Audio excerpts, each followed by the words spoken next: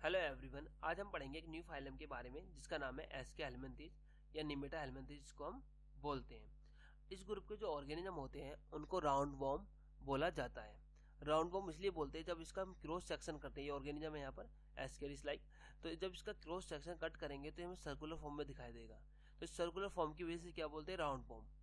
अब होती क्या है, जो इसकी बॉडी होती है वो सिलेंडरिकल लाइक बॉडी होती है। सिलेंडरिकल लाइक बॉडी होती है कैसी, लॉन्ग होगी, जिसके दोनों एंड कैसे होंगे, टेपरिंग होंगे। दोनों एंड टेपर दिखाई दे रहे हैं, बोथ एंड, यानी कि एनएस की तरफ का भी और माउथ की तरफ का बोर्ड कैसे टेपर के लाइक है। बात करते हैं मिलते कहाँ पर हैं, तो ये जो ऑर्गेनिज्म है ये यूबिक्विटस होते हैं।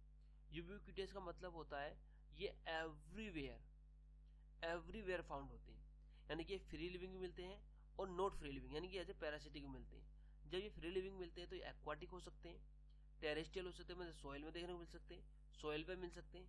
पैरासिटिक, तो पैरासिटिक में ये एनिमल की बॉडी में देखने को मिलते हैं जो डिफरेंट टाइप की डिसीज कोज करते हैं, और ये प्लांट में भी डिसीज कोज करते हैं डिफरेंट टाइप की। ठीक है, तो पैरासिटिक मोड की बात कर रहे हैं। एक जैसे कि कुछ स्पीसीज होती है जहाँ की रूट में फाउंड होते हैं। अब बात करते हैं इनके सिमेट्री की।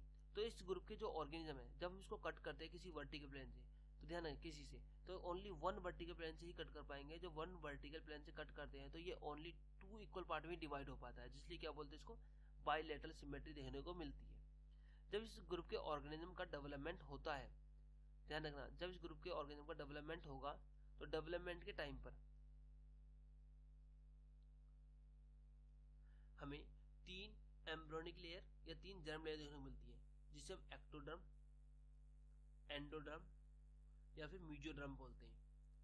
ठीक है, एक्टोडर्म, एंडोडर्म, मीजोडर्म, ये तीन लेयर की वजह से इस ग्रुप के ऑर्गेनिज्म को ट्रिप्लोब्लास्टिक बोला जाता है। अब आगे डेवलपमेंट की बात करें, जिसका बॉडी ऑर्गेनाइजेशन होता है, तो बॉडी ऑर्गेनाइजेशन यहाँ पर ऑर्गन सिस्टम लेवल पर देखने को मिलता है, और उसमें भी स्पेशल बात होती है ट्यूब विद इन ट्यूब देखने को मिलती है। अब ट्यूब विद इन ट्यूब होती क्या है, देखो ये हमें समझना होगा, और ये इंपॉर्टेंट टॉपिक भी यानी इंपॉर्टेंट पॉइंट भी है इस लेक्चर का। देखो होता क्या है, जो इसकी बॉडी होती है, बॉडी वॉल होती है जो बाहर की कवरिंग क्रिएट करती है। इसके बाद इसमें कंप्लीट डाइजेस्ट सिस्टम देखने को मिलता है। तो कंप्लीट डाइजेस्ट सिस्टम ये हो गया हमारे पास। अब एक बॉडी वॉल तो ये होगी, यानी एक ट्यूब तो ये होगी, बाहर की है, और अंदर की ट्यूब ये होगी हमारे पास प्रेजेंट। अंदर की डाइजेस्टिव ट्यूब और बाहर की बॉडी वॉल ट्यूब। इसलिए क्या बोलते हैं इस ग्रुप के ऑर्गेनिज्म को, tube with in a tube. ठीक है, तो एक ट्यूब ये होगी हमारे पास, देख सकते हो यहाँ पर, और दूसरी ट्यूब इस तरीके से बाहर की ये हो चुकी है हमारे पास। ये भी क्रॉस सेक्शन कटा हुआ है, जहाँ पर हमें सर्कुलर फॉर्म दिखाई दे रही है, सिलेंड्रिकल बोलते हैं हम इसको। ठीक है, अब इसकी तीनों एम्ब्रियोनिक लेयर भी हम दिखाई दे रही होगी। तो यहाँ पर ये होगी एंडोड्रम, ये होगी मीजोड्रम, और बाहर होगी एक्टोड्रम, इसलिए हम इसको ट्रिप्लोब्लास्टिक बोलते हैं। अब बात करते हैं एनाटॉमिकल स्ट्रक्चर की। तो एनाटॉमिकल स्ट्रक्चर में यहाँ पर देखो, इसमें कोई इसका जो एंटीरियर एंड होता है वहां पर हमें कोई भी हेड देखने को नहीं मिलता। जब हेड नहीं मिलता तो बोलते हैं नो सेफेलाइजेशन, इसमें कोई सेफेलाइजेशन नहीं है। बात करते हैं इसकी बॉडी वॉल की। तो इसकी बाहर की जो ट्यूब होती है उसकी बॉडी वॉल कैसे बनी होती है, जो बॉडी वॉल की स्ट्रक्चर कैसी होती है, देखो सबसे बाहर तीन लेयर मिलती है बॉडी वॉल स्ट्रक्चर में। सबसे बाहर होती है क्यूटिकल, उसके बाद अंदर होती है एपिडर्मिस, और सबसे अंदर की तरफ होती है मसल्स लेयर। ये तीन हमें लेयर देखने को मिलेंगी यहाँ पर। मैं शॉर्ट फॉर्म लिख के चल रहा हूँ, यहाँ पर आप सुन रहे होंगे। देखो, जो बॉडी वॉल की जो बाहर की लेयर होती है वो कैसी होती है, क्यूटिकल होती है, वो थिक होगी, और कैसी होगी, नॉन लिविंग होगी। अगर ये एज ए पैरासिटिक है तो किसी होस्ट के डाइजेस्टिव सिस्टम में होगा, जैसे आपने देखा होगा ह्यूमन के अंदर कभी आपने कुछ डिसीज देखी होंगी एस्केरिस की, या मिलते हैं छोटे बच्चों के अंदर। तो ये क्या होगा, उसकी डाइजेस्ट ट्रैक है, और डाइजेस्ट ट्रैक के अंदर डिफरेंट टाइप के एंजाइम होते हैं, एचसीएल होता है। तो उससे बचाने के लिए वहाँ की सेल कैसी होती है, नॉन लिविंग होगी, कि नॉन लिविंग सेल पर एंजाइम का कोई इफेक्ट नहीं होगा। प्लस जो वहाँ की अदर स्ट्रक्चर है, ठीक है, तो वहाँ के जो एसिड है उनसे बचाने में हेल्प करेगा। तो किससे हेल्प होती है, resist to digestive enzyme of host. उसके बाद जो अंदर की लेयर होती है उसकी सेकंड लेयर एपिडर्मिस, जिसे सिंसियर लेयर बोलते हैं। यहाँ पर हमारे पास बहुत सारे न्यूक्लियस होते हैं जो उसमें बिखरे होते हैं, इसलिए बोलते हैं स्कैटर्ड न्यूक्लियाई। इसके बाद होती है मसल्स लेयर, जो प्रोटेक्ट का काम करती है। अब ध्यान रखना, तो ये तो होगी बॉडी वॉल स्ट्रक्चर। उसके बाद बॉडी वॉल स्ट्रक्चर ट्यूब है ये, यानी कि बाहर की ट्यूब होगी। एक अंदर की ट्यूब होती है, इसको बोलते हैं डाइजेस्टिव सिस्टम। मैं यहाँ दिखा रहा हूँ आपको, ये वाला, ये क्या हमारे पास डाइजेस्टिव सिस्टम हो गया। जो डाइजेस्टिव सिस्टम होता है ये कंप्लीट डाइजेस्टिव सिस्टम देखने को मिलता है। कंप्लीट मतलब यहाँ पर हमें क्या देखने को मिलेगा, माउथ, माउथ के बाद मिलेगा हमें फेरिंग्स, उसके बाद इंटेस्टाइन, और उसके बाद एल्स। जो ये चार चीज मिलती है इससे कंप्लीट डाइजेस्टिव सिस्टम में देखने को मिलता है। होता क्या है, इस कंप्लीट डाइजेस्ट सिस्टम से। तो एक तो उनकी ट्यूब ये होगी, दूसरी ट्यूब ये होगी, इन दो के बीच में होती है हमारे पास बॉडी कैविटी। जब बॉडी कैविटी प्रेजेंट होती है, लेकिन body cavity false body cavity देखने को मिलती है, जिसे बोलते हैं फॉल्स सीलम बोलते हैं, सीडो सीलोमेट बोलते हैं, सीडोसील बोलते हैं, ये कंप्लेंट होती है। लेकिन होने के बाद जब है तो भाई कुछ का रोल प्ले करती होगी, ये रोल प्ले करती है स्केलेटन का, क्योंकि इस ग्रुप के ऑर्गेनिज्म के पास स्केलेटन नहीं मिलता है, लेकिन स्केलेटन का काम रोल करने के लिए सीडोसील का उपयोग करता है। तो सीडोसील इसे स्केलेटन प्रोवाइड करता है, इसलिए बोलते हैं इसको हाइड्रोस्केलेटन। क्या बोलते हैं हम इसको? हाइड्रोस्केलेटन, जो यहाँ पर इसको सपोर्ट प्रोवाइड करता है, इसको शेप प्रोवाइड करता है। ये बॉडी कैविटी का रोल है यहाँ पर, जो एक फॉल्स बॉडी कैविटी बोल सकते हैं हम इसको, क्योंकि हम मीजोड्रम उसको डेवलप प्रॉपर नहीं कर पाती, वो स्कैटर्ड फॉर्म में देखने को मिलती है। अब बात करते हैं इसके हम कुछ और पॉइंट की, जो फिजियोलॉजिकल पॉइंट है। तो फिजियोलॉजिकल पॉइंट में पहले बात करते हैं रेस्पिरेशन की। तो जो इस ग्रुप के ऑर्गेनिज्म होते हैं, तो वहाँ पर रेस्पिरेशन होता है इनका डिफ्यूजन द्वारा, इसकी बॉडी सरफेस से आराम से डिफ्यूजन हो जाएगा। उसके बाद बात करते हैं एक्सक्रीटरी सिस्टम की। तो एक्सक्रीटरी सिस्टम जो डेवलप होता है स्पेशल टाइप की सेल से बनता है, ठीक है, और बनने के बाद एक अपनी शेप क्रिएट करता है, बोलते हैं एच शेप हमें देखने को मिलता है। ध्यान रखना, एच शेप देखने को मिलेगा, जिसे हम क्या बोल सकते हैं? एक्सक्रीटरी कैनाल भी बोल सकते हैं, या प्रोटोनेफ्रिडिया बोल सकते हैं, जो बॉडी से वेस्ट प्रोडक्ट को बाहर करेगा, जैसे कि अमोनिया। उसके बाद दूसरा पॉइंट, तीसरा पॉइंट होता है नर्वस सिस्टम। जो जहाँ का नर्वस सिस्टम होता है उसमें हमें नर्व रिंग देखने को मिलती है, और दूसरा होता है लॉन्गिट्यूड नर्व कोड। ध्यान, नर्व रिंग जिसको ब्रेन बोलते हैं, और दूसरा होता है लॉन्गिट्यूड नर्व जिसको नर्व कोड बोलते हैं। अब होता क्या है, इसके बाद सेंस ऑर्गन मिलते हैं, और सेंस ऑर्गन बॉडी के टेलिंग पोर्शन में मिलेंगे और माउथ वाले पोर्शन में मिलेंगे। तो माउथ को जो लिफ होता है, यहाँ पर दो तरीके के रेसेप्टर मिलते हैं। पहला मिलता है पैपिले, जिसे बोलते हैं टैंगो रेसेप्टर। क्या बोलते हैं? टैंगो रेसेप्टर, जो लिप पर होता है। दूसरा होता है एम्फिड रेसेप्टर, ये कीमो रेसेप्टर होता है। ध्यान रखना, पैपिले और एम्फिड दोनों रेसेप्टर कहाँ मिलते हैं? इसके माउथ पर। एम्फिड को हम कीमो रेसेप्टर बोलते हैं, और पैपिले को हम टैंगो रेसेप्टर बोलते हैं, जो लिप पे मिलते हैं। तीसरा रेसेप्टर होता है फास्टबिट। जो फास्टबिट मिलता है, ये मिलता है इसकी टेल पर, ये भी क्या है? कीमो रेसेप्टर है। ठीक है यहाँ तक का। अब बात करते हैं इसके रिप्रोडक्शन की।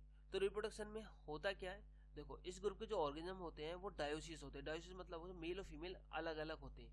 एक मेल होगा, जैसे ये मेल है, और दूसरा क्या है यहाँ पर? ये फीमेल है। मेल फीमेल अलग अलग होंगे।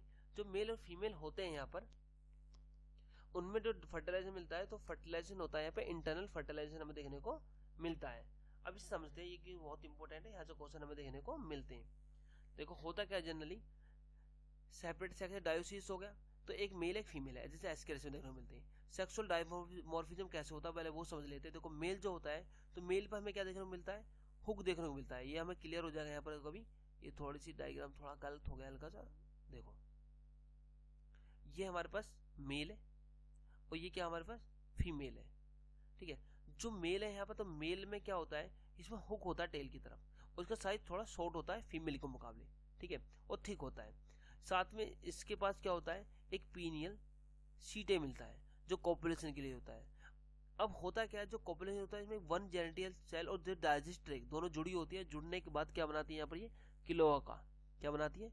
ध्यान रखना, वन जेनिटल और डाइजेस्ट ट्रैक्ट दोनों जुड़ी होंगी, एक ही ओपनिंग होगी, एक ओपनिंग होगी, और यहाँ पर पीनियल सीटे होगा जो कॉपुलेशन में हेल्प करेगा। तो इसे बोलते हैं क्लोआका, जब दोनों एक साथ जुड़े होती हैं। लेकिन फीमेल के साथ ऐसा नहीं होता। फीमेल में क्या होता है? फीमेल के पास, ठीक है, तो फीमेल के पास यहाँ पर क्लोआका देखने को नहीं मिलता। यहाँ पर जेनेटियल और डाइजेस्ट दोनों अलग अलग हमें देखने को मिलती है। ये इसकी फीमेल की पहचान है। तो फीमेल का साइज दूसरा होता है लार्ज होता है, यहाँ पर कोई हुक भी देखने को हमें नहीं मिलता है। ये फीमेल की पहचान है। तो मेल और फीमेल का डिफरेंशिएट क्लियर हो चुका होगा आपको। तो मेल कैसा होता है? स्मॉलर होगा, कर्व टेल होगा, और फीमेल कैसी होगी? लॉन्ग होगी, ठीक होगी, लेकिन यहाँ पर कोई कर्व टेल देखने को नहीं मिलेगी। इसलिए बोलते हैं सेक्सुअल डायमॉर्फिज्म ये शो करते हैं। अब जो फर्टिलाइजेशन होता है वो इनडायरेक्ट नहीं, मतलब क्या होता है? इंटरनल होता है।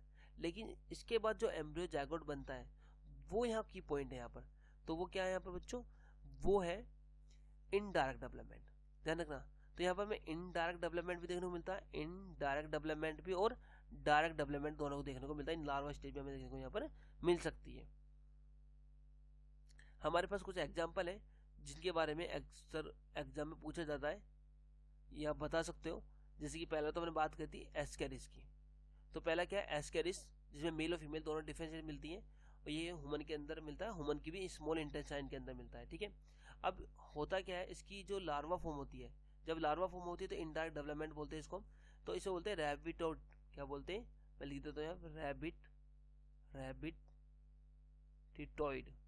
ठीक है, रैबिटॉइड बोलते हैं इसको। उसके बाद दूसरा होता है एनसाइक्लोस्टोमेटा, जो एनसाइक्लोस्टोमा होता है इसको हुकवॉर्म बोलते हैं, ये भी स्मॉल इंटेस्टाइन में देखने को मिलता है। तीसरा होता है वोकेरिया, ये वोकेरिया हमारे लिए इंपॉर्टेंट है, जो इसे हम फिलारियल फॉर्म वॉर्म भी बोलते हैं, वोकेरिया या फिलारियल फॉर्म भी बोलते हैं। अब होता क्या है, इससे डिसीज होती है, जैसे फिलारियसिस डिसीज बोलते हैं, क्या बोलते हैं इस डिसीज को, फिलारियसिस या एलिफेंटियासिस डिसीज बोलते हैं, जिसमें हाथी का पाँव बोला जाता है, एलिफेंटियासिस। जब इससे हो जाता है तो उसको हाथी का पाँव जैसे बहुत बड़ा साइज होता है पैर का, ठीक है। अब होता क्या, देखो इसके लिए कोई, अब ह्यूमन तक ले जाने के लिए कैरियर तो चाहिए, तो जो कैरियर होस्ट होता है वो होता है एक मॉस्किटो, जिसको बोलते हैं कुलेक्स। आपने कई बार सुना भी होगा कुलेक्स मॉस्क के बारे में, जो यहाँ पर डिसीज कोज करता है। होता क्या है, जो इन्फेक्ट करता है लिम्फ वेजल को एंड लिम्फ नोड को ह्यूमन के अंदर। तो ये ठीक है, तो यहाँ तक हमारा जो ये फाइल हमें कंप्लीट हो चुका है। Thank you very much, and इसे लास्ट तक देखें।